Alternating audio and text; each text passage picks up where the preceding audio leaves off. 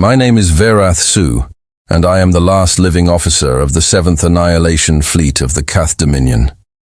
I write this not as a confession. I write this because someone must.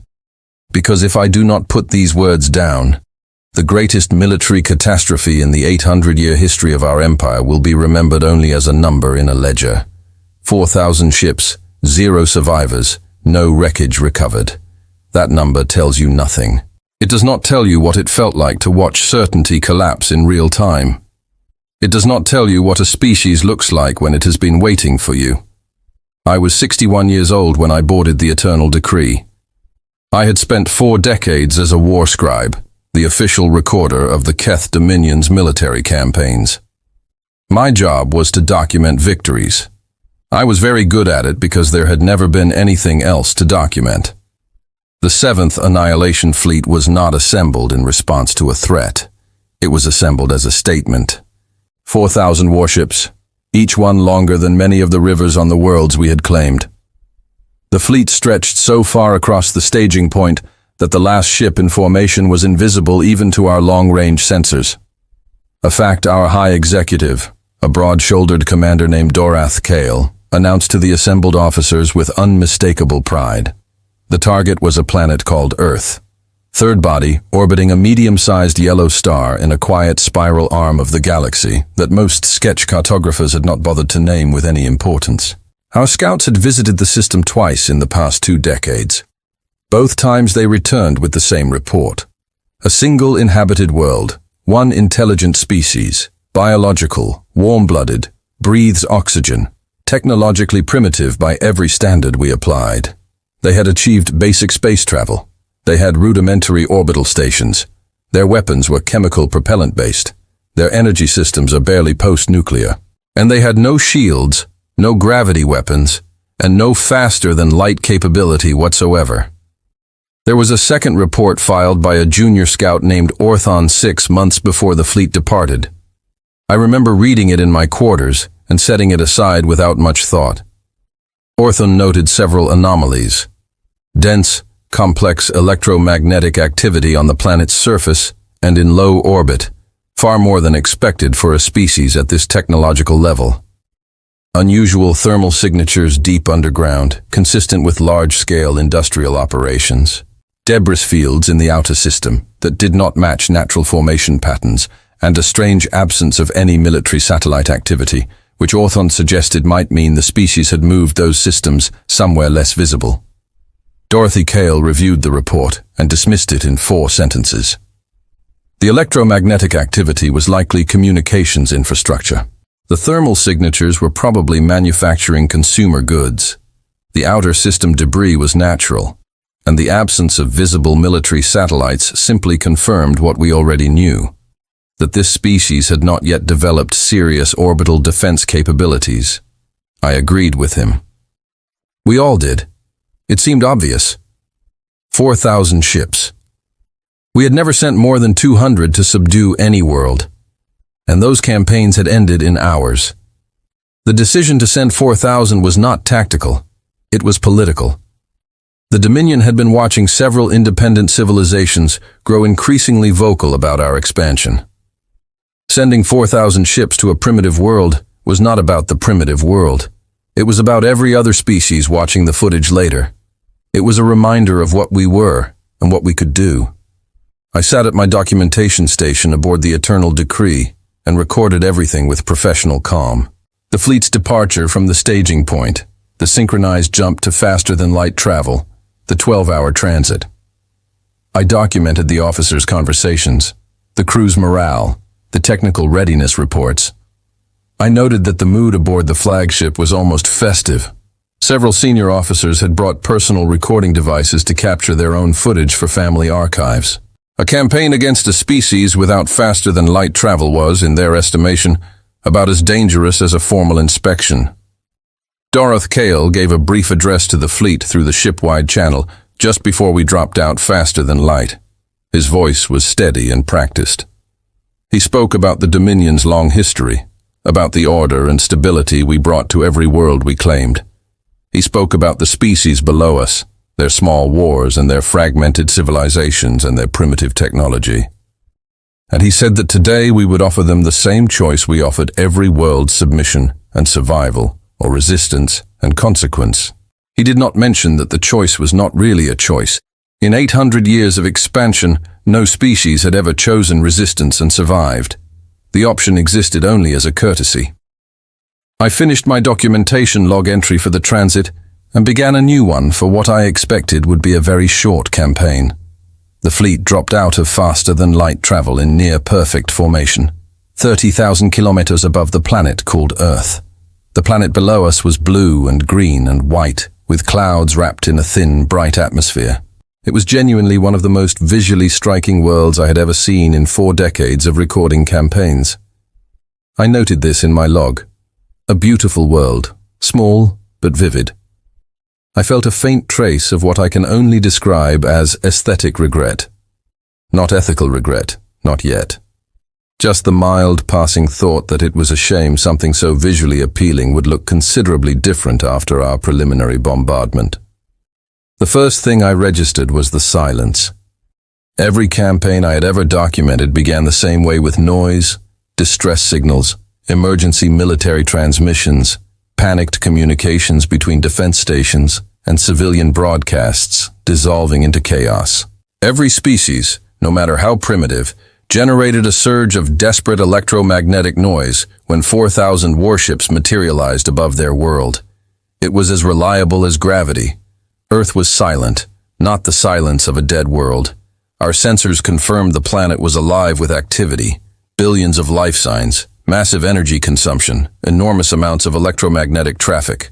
They simply were not broadcasting anything outward. No distress calls, no military alerts, no emergency frequencies lighting up. The planet's entire communications infrastructure had gone dark on external channels, as if someone had thrown a single switch and cut the noise.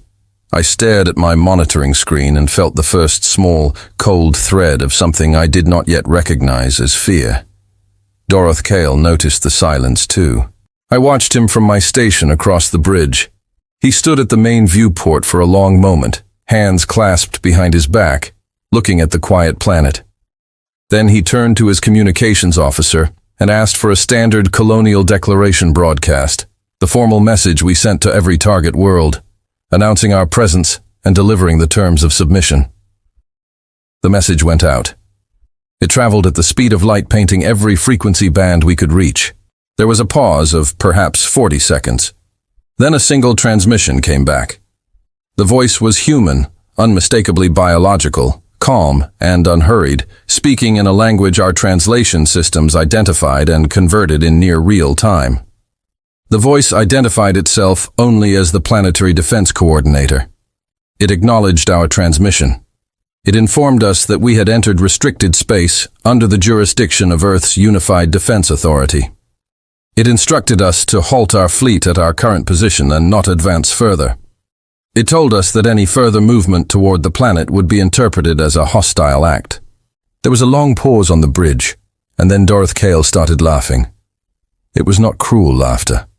It was genuinely amused laughter.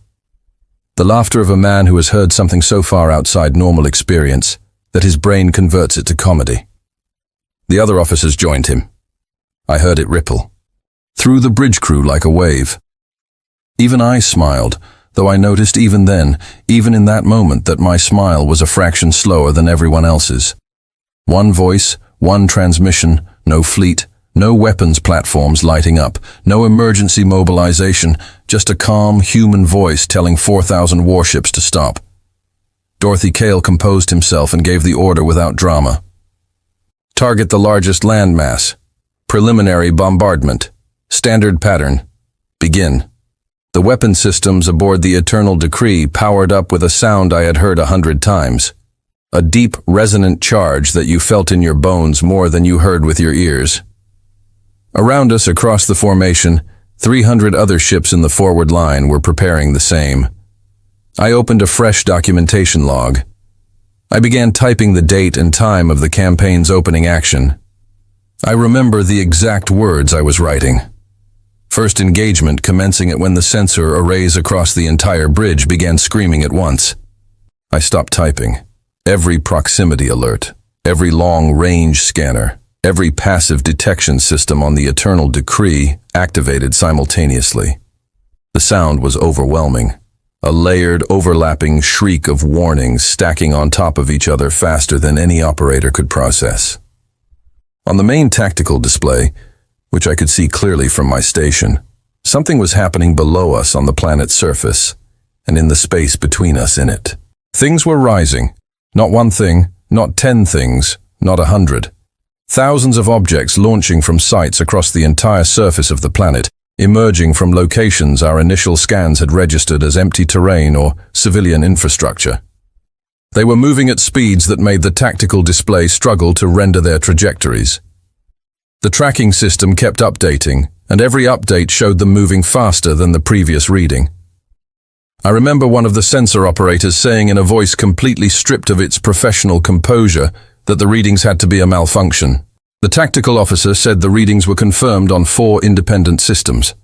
I looked at the formation map on my secondary screen, the map that showed all 4,000 ships of the 7th Annihilation Fleet as small green icons arranged in their precise, orderly pattern. Dorothy Cale gave the order to open fire.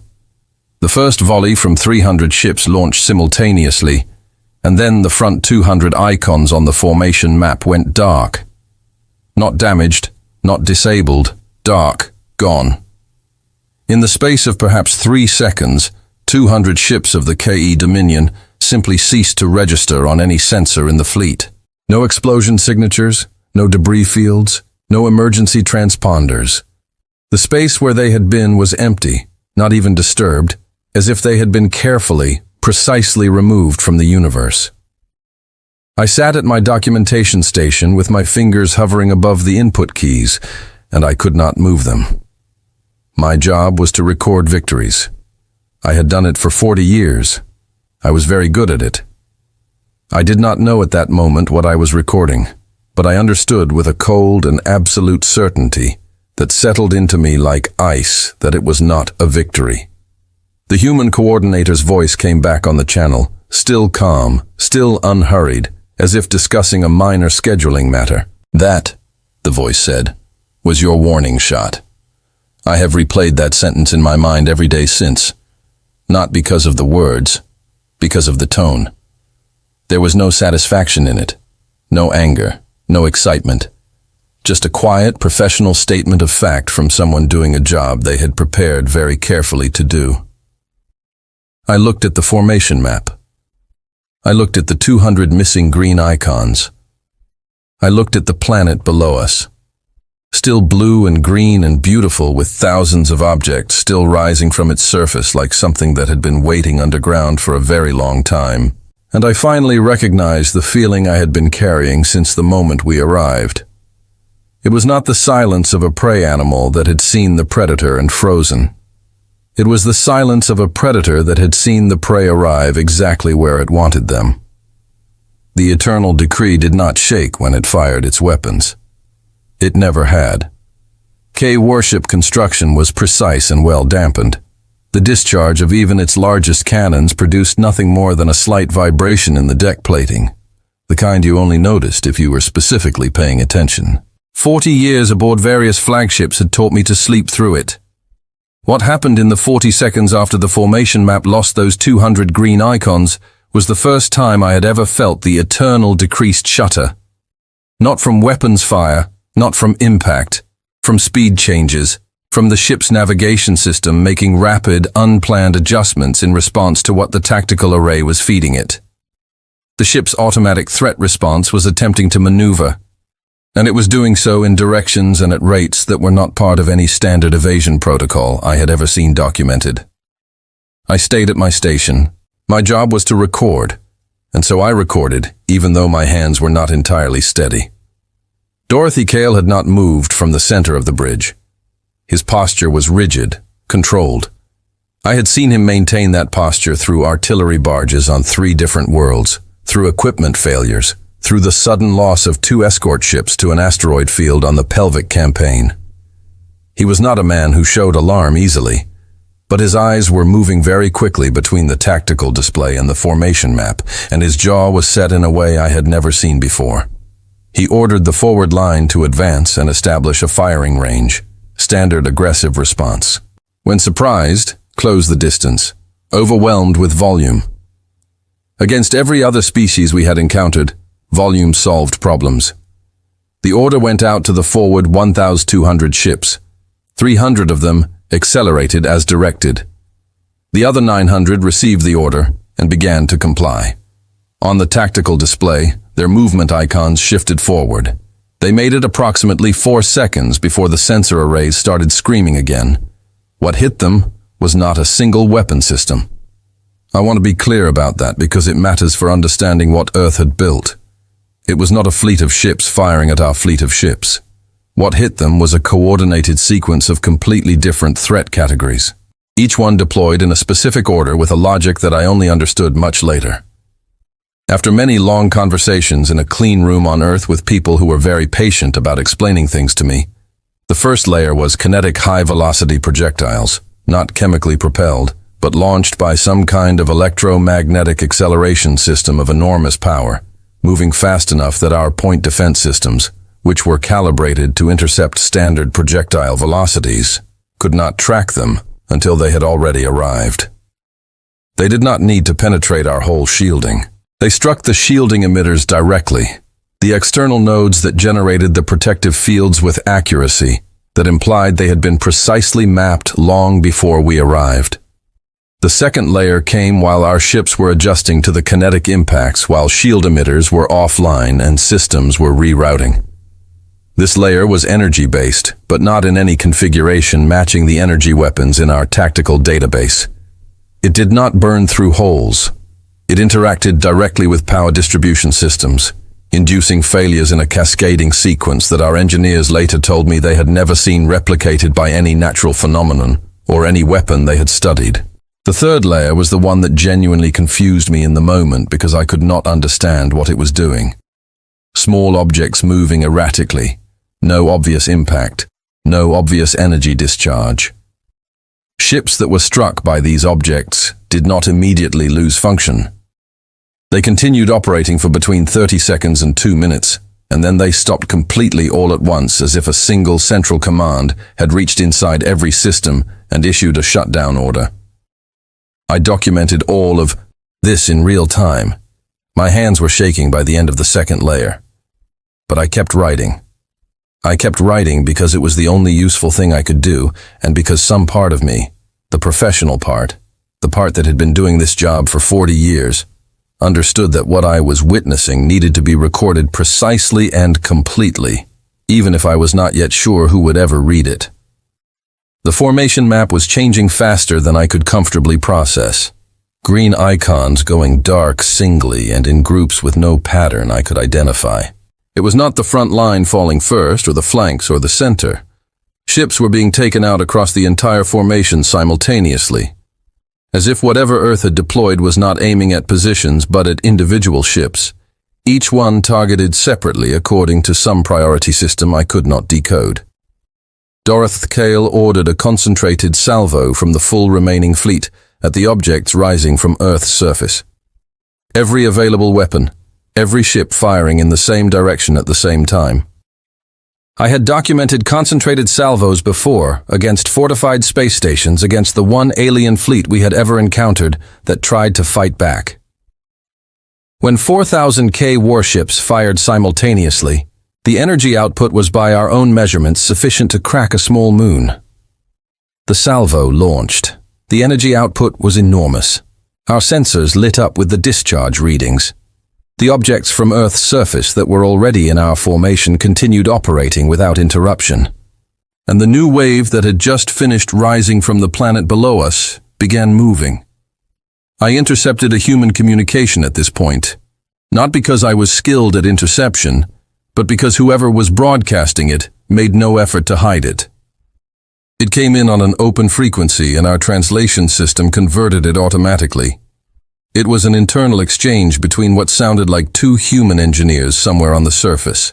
One of them said that Sector 7's third wave had deployed cleanly, but the dispersal pattern was running about 4% wide of the modeled projection. The other said that 4% was within acceptable variance and that the next wave would self-correct. The first one said something about a fuel cost overrun on the second layer, and whether the budget office was going to send another complaint. The second one said, and I remember this exactly because I wrote it down immediately, let them complain, this is what we built it for. And then they moved on to discussing technical specifications that our translation system could not fully render because the terminology had no equivalence in the KE scientific vocabulary. I sat with that exchange for a moment.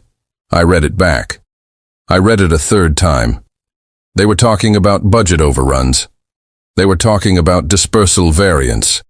They were talking about the systematic removal of 4,000 warships as a project management discussion. Dorothy Kale ordered FTL jump preparation, emergency withdrawal. I have to say this clearly, Dorothy Kale was not a coward. He was tactically sound, and what he was doing was tactically correct. There was no military logic in staying. Whatever Earth had built, we could not match it with our remaining forces, and preserving even a fraction of the fleet was better than losing everything. The FTL drives began charging across the fleet. I felt the familiar low hum that preceded a jump, a sound every KE spacefarer knew, the sound of escape and transit, and the vast distances between stars. The hum built, and then it stopped. Every FTL drive in the entire fleet attempted to complete its charge cycle and found something blocking it. Not a mechanical failure. All systems showed green, but the jump was not executed. The space around us was responding incorrectly to the drive's output. The jump field would begin to form and then fold back, like trying to push open a door that had been sealed from the other side. The tactical officer reported that passive sensors were detecting gravity well anomalies at multiple points surrounding our position. Not natural anomalies, structured ones arranged in a pattern that formed a boundary around the fleet's entire operational area. Dorothy Kale was quiet for a long moment. Then he asked how large the boundary was. The answer came back. The boundary extended approximately 12,000 kilometers beyond our outermost ship in every direction. We were contained, but not immediately threatened. Whatever was holding the FTL drives down was not itself a weapon. I remember thinking in that moment that containment without immediate pressure was almost worse than direct attack. It was a message. It said we can end this whenever we choose to end it. We are not hurrying. The formation map showed 1,640 green icons remaining. We had arrived with 4,000. Dorothy Kale stood at the center of the bridge for a very long time looking at the tactical display. The bridge was quiet, not the professional quiet of a disciplined crew at work, but the fragile quiet of people who had run out of options and had not yet accepted it. I kept writing. My documentation log for this campaign was already longer than any I had written before. Most campaigns were short. Most campaigns were simple. I had never had this much to record. He opened the communication channel to Earth himself. He did not have an officer do it. He spoke directly in K and let the translation system carry his words. He identified himself. He gave his rank and his position. He told the human coordinator that the Dominion fleet was prepared to discuss terms. He said this calmly with the practiced neutrality of a military officer trained to treat all situations as negotiable. There was a silence of perhaps 20 seconds, and then the human coordinator responded. Not with terms, not with demands. The voice said 7 words that I wrote down immediately and have not stopped thinking about since. We read your history files. You didn't leave debris either. The channel closed. I looked at those 7 words on my documentation screen. I looked at the formation map. I looked at the quiet blue planet below us, still going about its existence with the same unhurried calm it had maintained since the moment we arrived. The human coordinator was right. I had documented dozens of campaigns. I had watched worlds fall silent. We had never left debris either. We had never left survivors to tell conflicting stories or build resistance movements or keep the memory of what they were alive. We had been by every honest measure of the word thorough. I sat with that knowledge for the first time as something other than a professional fact. A junior officer named Seth Raw, one of the navigation team, was sitting 2 stations to my left. He was 23 years old. He had joined the fleet 6 months ago.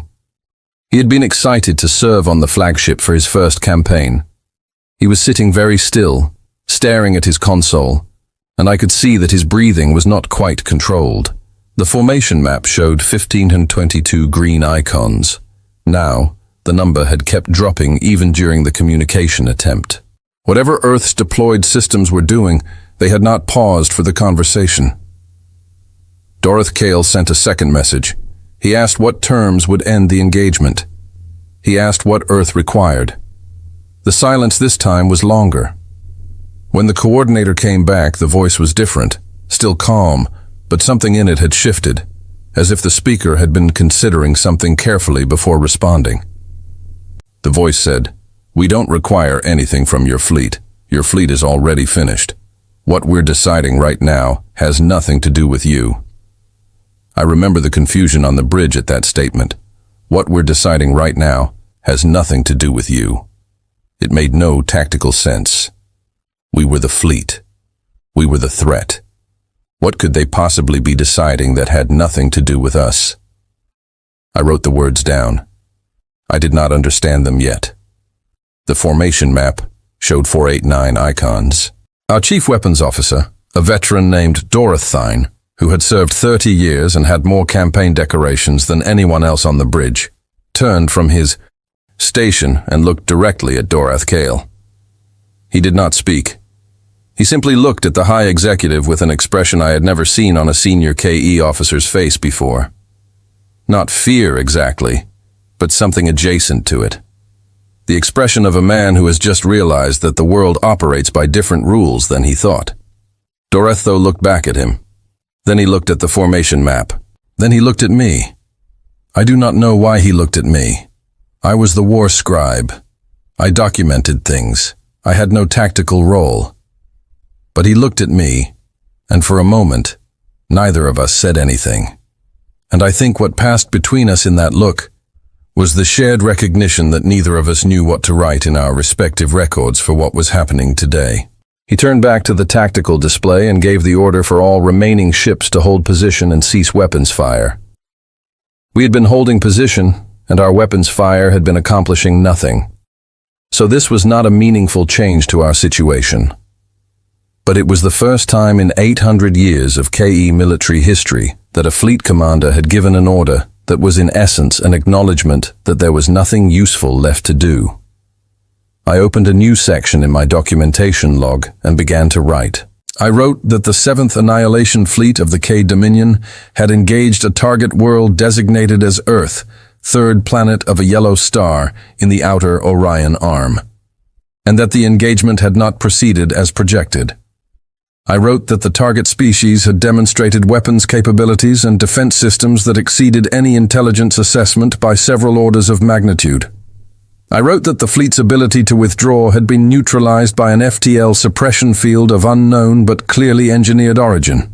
I stopped typing. I looked at what I'd written. I looked at the formation map, which now showed 1.41 green icons and was still moving downward. I deleted the phrase that had not proceeded as projected and replaced it with something more accurate. I wrote that it had resulted in the near total loss of the fleet without any meaningful damage to the target. The icons kept going dark. The planet below us kept turning. And somewhere on that beautiful blue world, 2 engineers were probably still arguing about budget variance reports. What I'm about to describe is not something I witnessed from a comfortable distance. I was there in the middle of it, watching it happen to the fleet around me, and I want the record to reflect that. I want future readers, Keth or otherwise, to understand that I am not reconstructing this from sensor logs reviewed in safety afterward. I saw it happen. I watched the icons disappear. I watched the crew around me process things that had no precedent in their training or experience.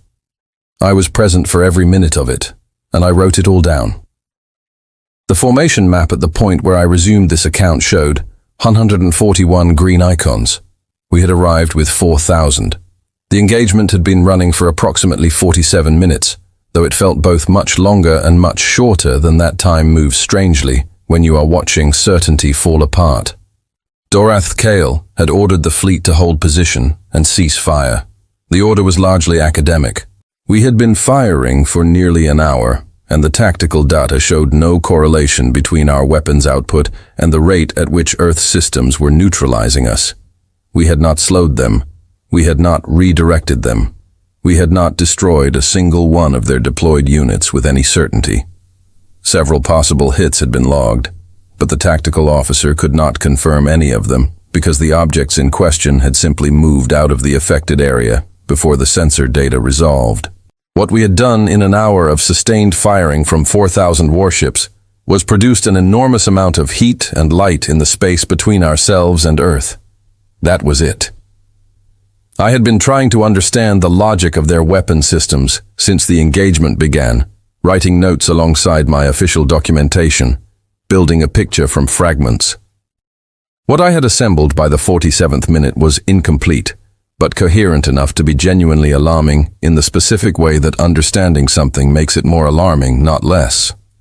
Earth had not built a fleet to counter a fleet. That was the key. That was the thing that every other defense we had ever encountered had failed to understand, and that Earth somehow had grasped completely. Building a fleet to counter a fleet means designing your weapons to defeat specific ship classes, specific shield configurations, specific armor compositions. It means building within the technological framework of the threat you expect. Every species we had ever encountered had done this, had studied our known capabilities, and built countermeasures calibrated to those capabilities. Earth had not done this. What Earth had built was a system designed to defeat any fleet from any species operating on any set of principles. It was not calibrated to KE shields or KE armor or KE weapons. It was calibrated to the fundamental physical vulnerabilities of any large crewed spacecraft, the need for power distribution, the need for propulsion, the structural requirements of anything built to contain a crew in vacuum. They had not studied us specifically. They had studied the problem of defending against an unknown advanced threat, and then built something that solved that problem without needing to know who the threat was going to be. I found this out later in full detail, but I had begun to understand the outline of it at minute 47, and understanding it made me feel a very specific kind of tired. The tired of realizing that you had never been as smart as you thought you were. The third wave of their deployed units had by this point integrated itself throughout our fleet formation. This is the part I want to describe carefully because it matters. These units, I still do not have a precise classification for them, and I will not pretend to not behave like missiles or drones or any other weapon category I could map to a known concept. They move through the formation without targeting individual ships directly. They moved to specific spatial positions between ships relative to the fleet's geometry, and they stayed there. They held their positions with extraordinary precision, compensating for every movement of our ships, maintaining exact relative coordinates. I watched one of these units on my secondary monitor for several minutes. It was approximately 3 mem long, roughly cylindrical, moving with small adjustments to stay at a fixed point relative to the eternal decree starboard side. It was not doing anything I could observe. It was just there holding its position. Then it was somewhere else, 4,000 kilometers away, and the ship that had been closest to its previous position was gone from the formation map. I am aware that this description sounds imprecise. I am being as precise as I can. The transition from the unit holding its position to the unit being 4,000 kilometers away and a ship being gone was not a sequence I could resolve into separate events. It was a single moment with 2 outcomes. Our chief engineer, a meticulous and unflappable technician named Ethvara, filed a report at this stage that I included verbatim in my documentation log. She wrote that whatever the third wave units were doing, they were interacting with something at the quantum level of our ship's material composition. She wrote that she had no framework for how this was being accomplished. She wrote in the precise emotionless language of a technical report that she believed the ships being removed from the formation map were not being destroyed but were being displaced, moved somewhere else or converted or unmade by a mechanism that did not have a name in our scientific vocabulary. She filed this report as a technical document. It was the most disturbing thing I read that day. I intercepted more human communications during this period. I had set up a passive collection system early in the engagement, capturing everything on every frequency, flagging anything with translation, equivalence, Most of it was technical. Most of it was the language of engineers and system operators, managing a complex deployment, update reports, position confirmations, status checks. The tone throughout was consistent, calm, focused, professional. There was one exchange that stood out. A woman's voice, I noted the different vocal characteristics in my log, spoke to someone I could not identify. She asked how the coverage was looking in the northern quadrant. The response was that the northern quadrant was at 93% optimal. She said that was good enough. She said, and I wrote this down immediately, that they would do the full post-action analysis afterward, and that the engineering team had earned something called a weekend. Then she said, "Make sure the observer pod is prepped. We're keeping one." I did not understand that at the time. I filed it in my notes and moved on. The formation map showed 891 icons. I looked at that number for a long time. 891 out of 4,000. We had lost more than 3,000 ships, and the engagement was continuing and nothing had changed. We had fired everything we had. We had attempted to withdraw. We had attempted to communicate. The planet below us was still quiet, and still blue, and still going about its existence, with that absolute infuriating calm. Dorothy Cale called me over. I had never been called to the center of the bridge during an active engagement. My station was at the side, documentation only, observer status. I walked across the bridge with the awareness of every eye on it tracking my movement, and I stood next to Dorothy Cale, and I looked at the tactical display from his angle, which was slightly different from mine, and somehow worse, because from his position, you could see the full three-dimensional projection of the fleet formation, and the way the green icons were distributed through it looked nothing like the tight-ordered structure we had arrived with. It looked like the last moments of a collapse that had already structurally been decided. He spoke quietly, so only I could hear. He said, "You've documented every campaign in the Dominion's modern era." I said, "That was correct." He said, "Have you ever seen anything like this?" I said, "No." He was quiet for a moment. Then he said, "When this is over one way or another, what do you write?" I thought about it. I told him I would write what I saw. He looked at me for a moment. Then he nodded once and went back to the tactical display. The formation map showed 744 icons. Here is what I had concluded by that point about what Earth had built and how they had built it. I want to write this clearly because I believe it is the most important part of this account. More important than the tactical details, more important than the numbers. We had underestimated them based on a fundamental error in how we assess civilizations. We measured technological advancement by what a species deployed visibly, their ships, their satellites, their broadcast transmissions, the energy signatures of their active systems. We looked at what they showed and concluded from that what they were. Earth had shown very little. Earth had been quiet, technologically humble in every visible measure for as long as our scouts had observed them. We had not asked why. The answer, which I assembled from those intercepted conversations and later confirmed in detail, was that Earth had made a deliberate decision approximately 300 years ago. A decision that their historians apparently debate endlessly, but that their military planners implemented with complete consistency. The decision was this.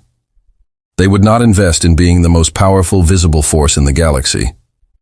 They would invest in being able to defeat the most powerful visible force in the galaxy, whoever that turned out to be. Whenever they showed up, they had watched what happened to other civilizations that attracted attention by being visibly powerful. They had observed from a distance the pattern of how dominant civilizations expanded.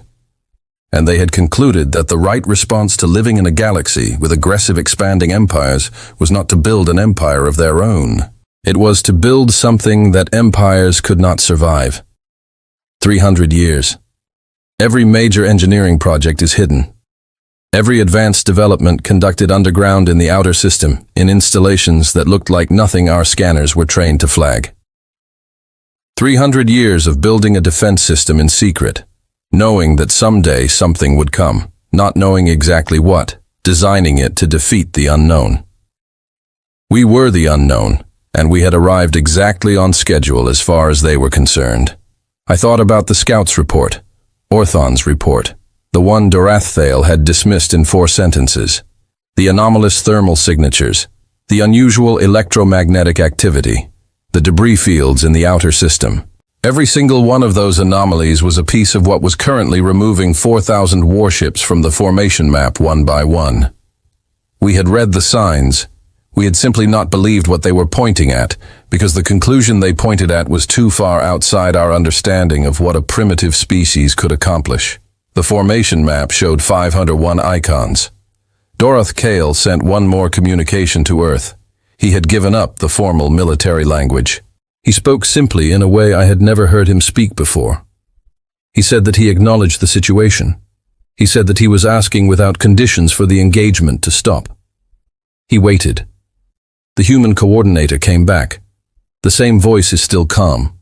The voice said, "The engagement will stop when it stops. That's not our decision anymore." I wrote that down and stared at it. That's not our decision anymore. What they had deployed was autonomous, self-directing. It had been given its parameters and it was executing them. And the humans on the ground were observing it the way you observe a process you've set in motion, with interest, with assessment, with the occasional technical note, but not with control.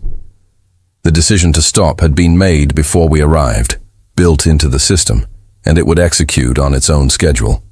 The formation map showed 289 icons. Seth Roll, the young navigator, 2 stations to my left, was no longer at his console. He was sitting on the floor with his back against the station housing, his knees pulled up, looking at nothing. No one told him to get up. There was nothing for him to do at his console that the automated systems were not already doing, and the automated systems were not doing anything useful. I kept writing. The formation map showed 144 icons. Evera filed another technical report. She noted that the Eternal Decree's 3rd wave unit had repositioned 3 times in the past 20 minutes. She noted that it had not yet executed whatever action the other units had executed against their proximate ships. She noted with the careful language of a scientist, documenting an observation she could not explain, that the unit appeared to be maintaining proximity to the flagship, specifically moving when we moved, staying close, but not acting. She concluded her report with a question she could not answer. Why were we still here? The formation map showed 17 icons, and then 3, and then 1, the Eternal Decree. I was going to write about the silence, but I want to start with something else. I want to start with what Doraththale did in the moments after the formation map showed only 1 icon. He stood at the center of the bridge around him. The bridge crew was still at their stations, not because there was anything for them to do, but because there was nowhere else to go. They were professionals. They had trained for emergencies, for damage control, for all the normal categories of difficulty that a military vessel might face. There was no training for this. But they stayed at their posts because that was what they knew how to do. And doing something familiar in an unfamiliar situation is a deeply human instinct, or I suppose a deeply any species instinct. Doraththale looked at the formation map. He looked at the single icon. He looked at the tactical display which showed the Eternal Decree. Alone in the space where 4,000 ships had been, with the Earth's deployed units still present in their positions around us, holding, not acting. Then he turned to me. "Keep writing," he said. I was already writing. The next several minutes, I have the exact timestamps in my documentation log, but I will spare the reader. The precise numbers were the quietest of the entire engagement. The sensors continued to report. The 3rd wave unit had been tracking, held its position off the starboard side. Earth below us continued its orbit unhurried. The FTL suppression field continued to hold. We were 3,099 ships fewer than when we had arrived, and we were still here, and we could not leave, and we did not know why we were still here when everything else was gone. The human coordinator contacted us. The voice was the same voice, the Planetary Defense Coordinator. It said, "Flag Eternal Decree. Prepare to receive a boarding party." Doraththale looked at me. I looked at him. Around us, several of the bridge crew moved instinctively toward their duty stations. Weapons, defense, Access control. The coordinator said, "This is not an assault. We're sending one shuttle, 6 people. They're unarmed. Let them come aboard." Dorothy Kale asked why. The voice said, "Because we want to talk, and because your translator units are losing nuance. There are things that need to be communicated precisely." Dorothy Kale turned the question to his senior staff with a look. There were no good arguments against it. We had no weapons that had functioned effectively. We had no escape option. We were in the straightforward military meaning of the word held. A shuttle with 6 unarmed humans was not a new threat. It was a conversation offer. He authorized the docking. I moved to the secondary bridge monitoring station where I could observe the docking bay cameras as well as the bridge. I did not want to miss anything. The shuttle that came aboard was small, functional, and unremarkable. It looked like a working vehicle, not a diplomatic one. No decoration, no ceremony, just a practical transport. It docked cleanly, which meant they were familiar with our docking protocols, which meant they had studied our technology in detail, which I added to my notes without surprise. 6 humans came through the docking tube. I had seen images of humans in the scout reports, but images had not prepared me for the specific experience of seeing them in person. They were smaller than I had expected, shorter than the average Keth, lighter in build, moving with a kind of unhurried ease that seemed wrong for the context. They were dressed practically in plain working clothes. The one in front was a man perhaps 40 years old, with tired eyes, and the posture of someone who had been awake for a very long time. Behind him came a woman about the same age carrying a case, and 4 others, who positioned themselves in a loose, relaxed arrangement that was not the formation of a guard detail, but also was not random. The man in front introduced himself as Owen Clark. He said he was the coordinator who had been speaking to us. He said it the way you introduce yourself at a professional meeting, matter-of-factly, without emphasis. He looked around the bridge. He looked at the crew at their stations. He looked at the formation map, which still showed one icon. He looked at Dorothy Kale. He said, "I'm sorry about your fleet. That wasn't the outcome we wanted, but it was the outcome we built for." Dorothy Kale said nothing for a moment. Then he asked why they had kept the flagship. Owen Clark said, "Because someone needs to go home and tell the story, and because what we're about to tell you is something the Dominion High Council needs to hear, and we didn't want it to go through a translator unit. We wanted it to go through you." He gestured to the woman with the case. She opened it and set up a display device on the flat surface of the nearest console. The display showed a map, a galactic map, with stars and systems marked and lines connecting certain systems to each other. The lines were not Keth territorial borders. They were something else. Owen Clark said, "We've been in contact with 14 other species over the past 70 years. All of them were contacted after your empire had passed through their systems." I wrote that down. 70 years. He said, "Some of them survived as civilizations. Some survived only as scattered populations. Some are rebuilding from almost nothing. We've been talking to all of them.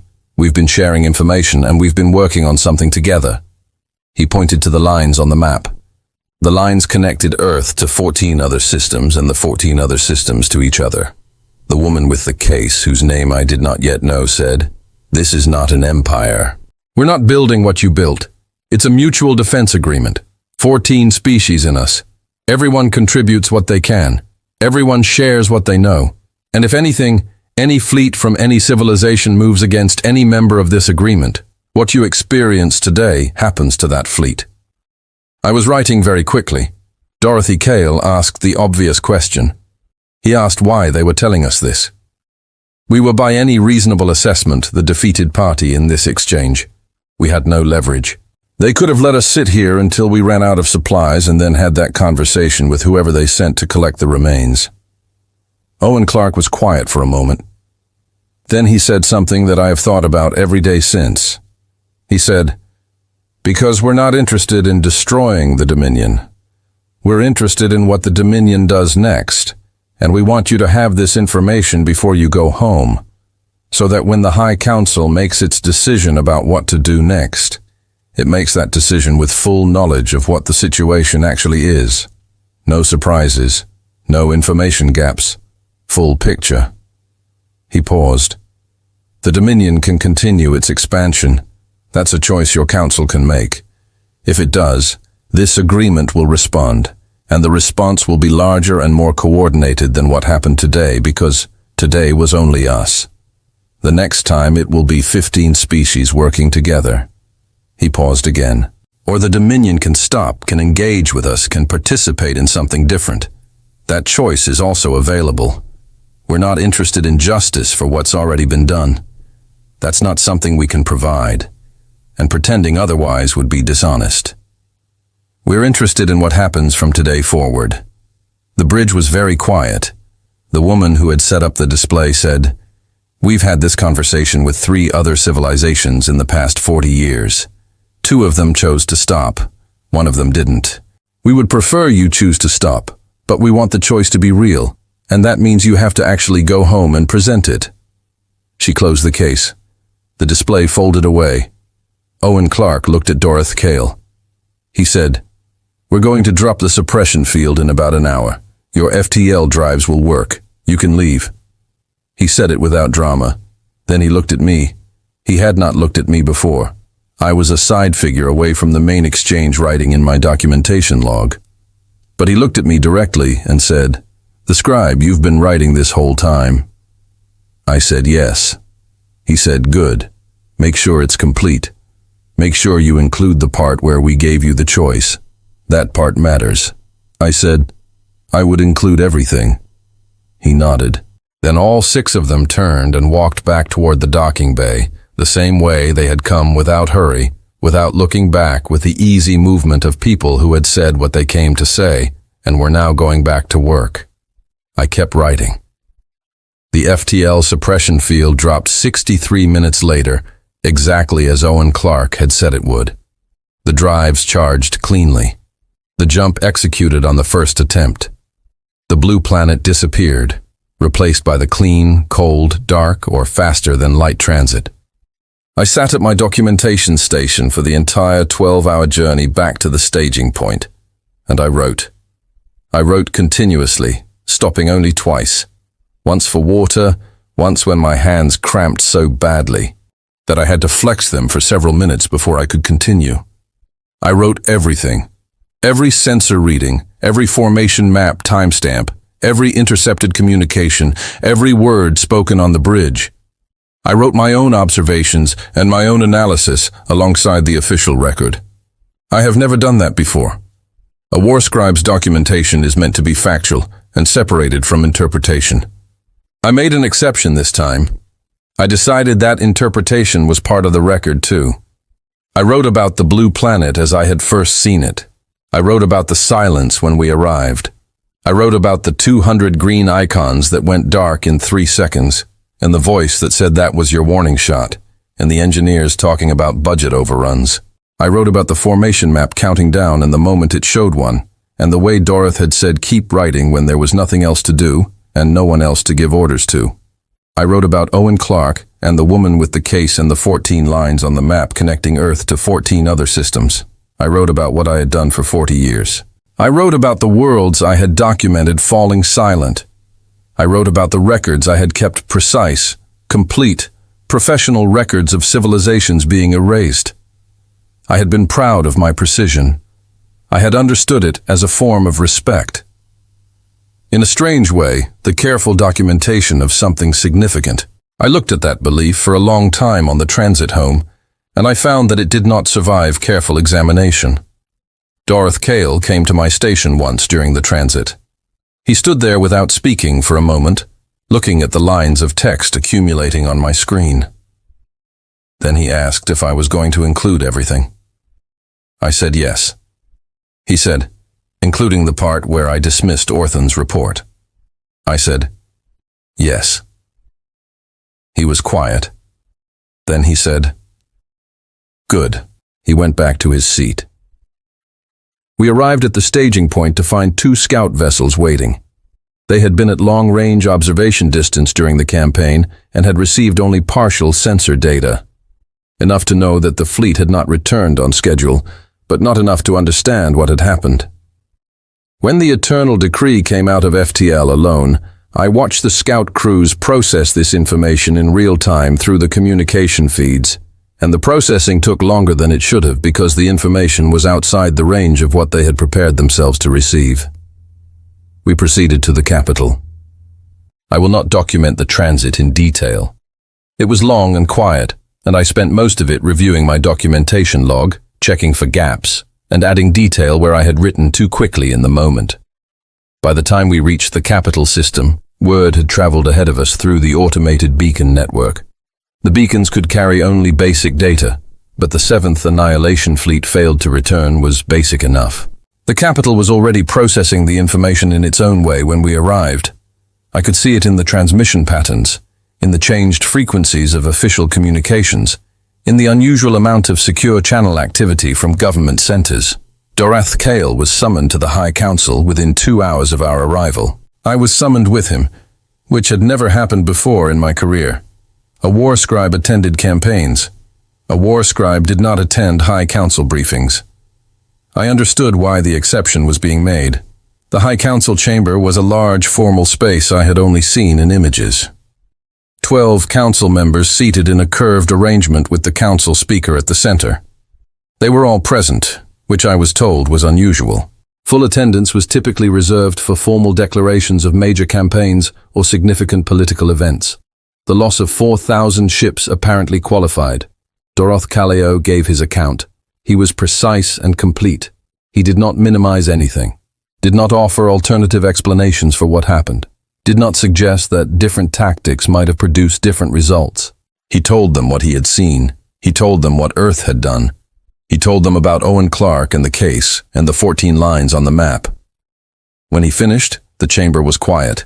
The council speaker asked how this was possible, not as a challenge, as a genuine question. How was it possible that a species at Earth's apparent technological level had developed systems that had removed 4,000 warships from existence? I answered because Dorath Kale indicated that I should. I explained what I had understood from the intercepted communications and the conversation with Owen Clark. The 300 years of hidden development, the philosophy of building to defeat the unknown rather than the known. The decision to remain visibly primitive while quietly developing something else entirely. I said they were not hiding their weakness, they were hiding their strength. And the reason they could hide it successfully was because we looked at them and saw what we expected to see and stopped looking after that. The chamber was quiet again. One of the council members, a senior figure named Kaleth, who had served on the council for longer than I had been alive, asked about the choice, Owen Clark's offer, the 14 species agreement, and the option the Dominion had been given. I explained it fully. Cale Duff said, "They believe we will choose to stop." I said I did not know what they believed.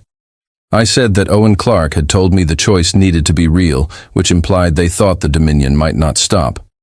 I said that what I believed, based on what I had seen, was that the humans had prepared for both outcomes and were genuinely indifferent to which one occurred. In the tactical sense, their system would function either way. Another council member asked about the 14 species, whether they were a credible military force. I said, the question may not be about military force. The question may be about what kind of civilization we intend to be. That statement produced the longest silence of the session. I had never said anything like that to the High Council before. I had never said anything like that to anyone before, including myself. I am a war scribe. I document facts. Philosophical observations are outside my professional category. But I said it, and once it was in the air, I did not regret it. Dorath Kale looked at me briefly. The council speaker looked at me. Cale Duff looked at me. No one responded to it directly. The session moved to technical questions. The FTL suppression technology, the weapon system classifications, the timeline for developing any potential countermeasures. I answered what I could and acknowledged the limits of my knowledge clearly. After the session, walking through the capital city for the first time in months, I passed a memorial wall near the government district. a long surface covered with the names of UK soldiers who had died in campaigns over the centuries. There were many names. There had been many campaigns. I had documented most of the modern ones. I stood in front of that wall for a long time. I thought about Owen Clark looking at me on the bridge and saying, "Make sure it's complete." I thought about the woman who had set up the display, whose name I still did not know at that point, describing 14 species connected by lines on a map. I thought about the historian on Earth who had shown me this came later during my months on Earth, which I will describe shortly. Records of worlds the Dominion had erased the way she had looked at those records, not with anger, but with sadness. I thought about the scout orphan whose report about anomalous readings had been dismissed in 4 sentences, and who had been right about every single anomaly. I thought about what the Dominion's memorial wall would look like to someone from one of the 14 species. I submitted my documentation log to the official archive that evening. All of it, every sensor reading, every timestamp, every intercepted human communication, every word from Owen Clark, every interpretation I had added alongside the facts. Thousands of pages of the most complete record of a military defeat in the history of KE documentation. The archive clerk who received it looked at the file size and then looked at me. I told him to make sure it was backed up in multiple locations. He asked if there was a classification level. I said, "None. Leave it open. Every citizen should be able to read this." He looked uncertain about that, but he logged it as I directed. 3 days later, I received a message from Owen Clark. I do not know how he sent it. I do not know how he had my contact information or how the message passed through the communication barriers between Earth and the Dominion capital without being intercepted or delayed. It arrived in my personal message log, clean and complete, as if it had always been there. It said, "We heard you submitted the full record. Good. There's an open invitation here if you want to see the rest of what we've built. The offer doesn't expire." I sat with that message for a long time. Then I wrote back and said I would come. The journey to Earth took me 6 weeks on a small civilian transport, the fastest schedule I could arrange. I will not detail the journey, because it is not the important part. The important part is what I found when I arrived. Not the weapon systems or the defense installations or the enormous industrial complexity hidden beneath the surface of a world that looked from orbit like nothing more than an unusually beautiful blue planet. Those things were impressive, and I documented them carefully.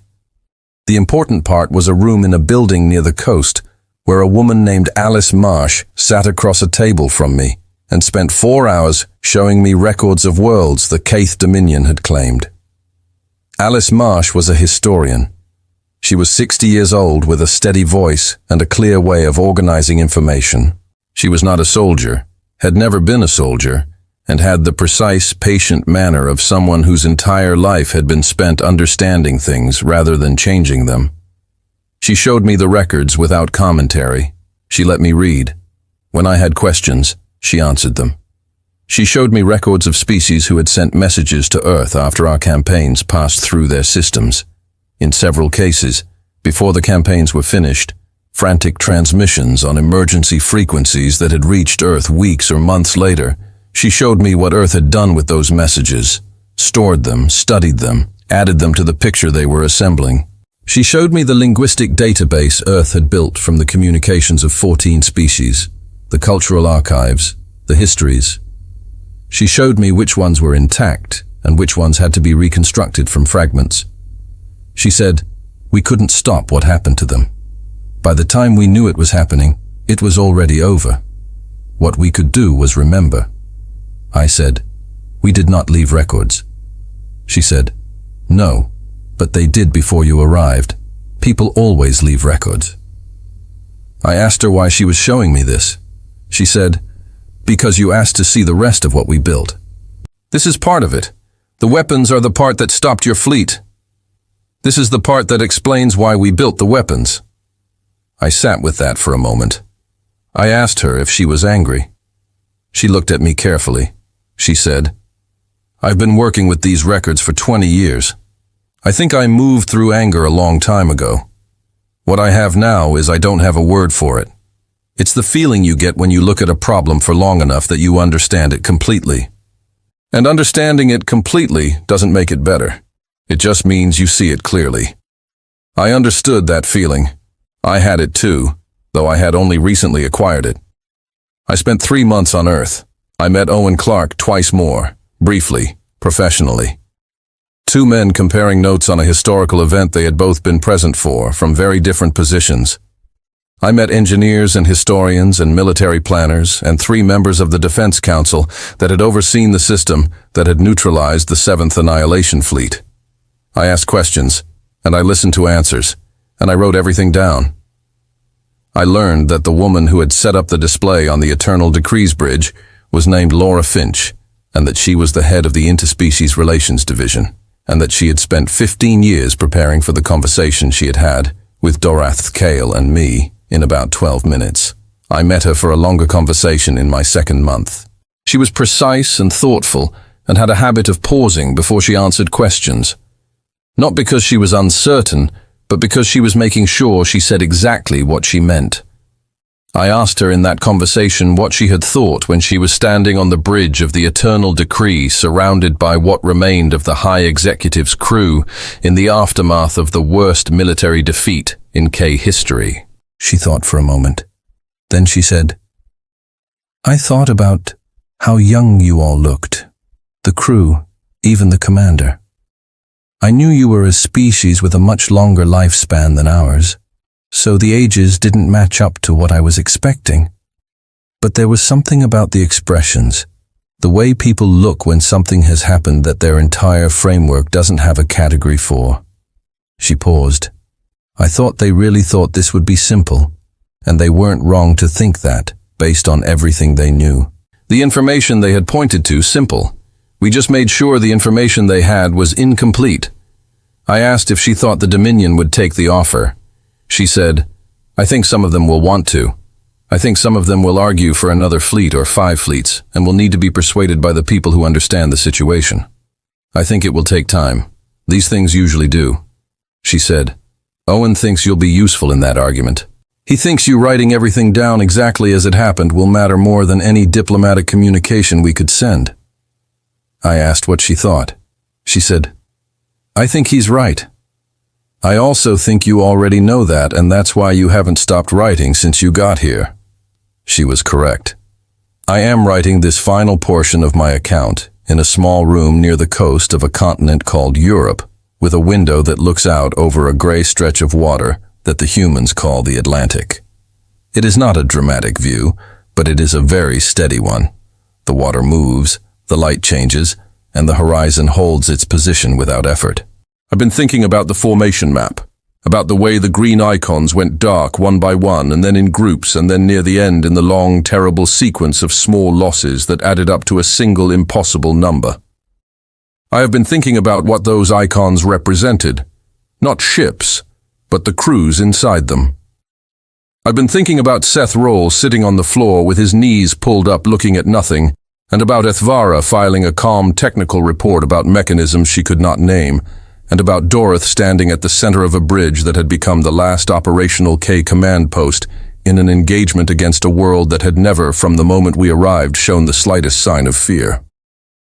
I have been thinking about what I am going home to say when I return to the Dominion, and I will return soon, because that is where the argument needs to be made, and I am apparently one of the people who needs to make it. I will present my full documentation log to the High Council and to the Public Archive, both of which I understand are currently in the process of studying the first submission I made before I left. I will add this final account. I will make it available to everyone, and I will say to anyone who will listen what I have come to understand in the months since a blue planet destroyed 4,000 warships without crewing a single vessel in response. The Dominion has survived for 800 years because no one we encountered was prepared for us. Earth survived because they had been prepared for us or something like us for 3 centuries. The difference between those 2 positions is not weapons or ships or technology.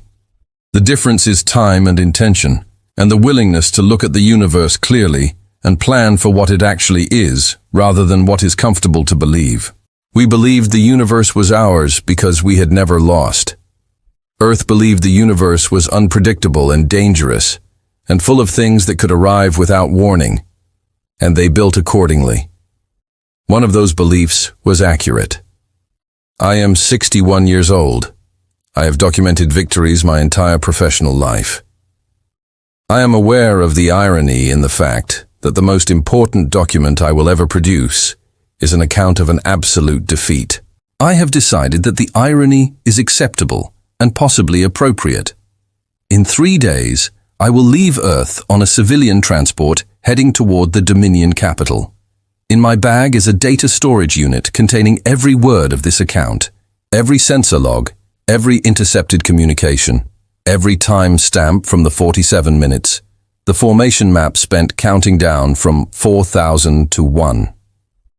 On the side of the ship that brought me here in letters visible from the docking bay in Keth script, there is a sentence the humans put there when they delivered it to me. It says, "This was us being kind." I have looked at that sentence every day since I arrived. I understand what it means. It means that what happened to 4,000 ships was the minimum response. The calibrated, deliberate, precisely restrained response of a civilization that could have done more and chose not to.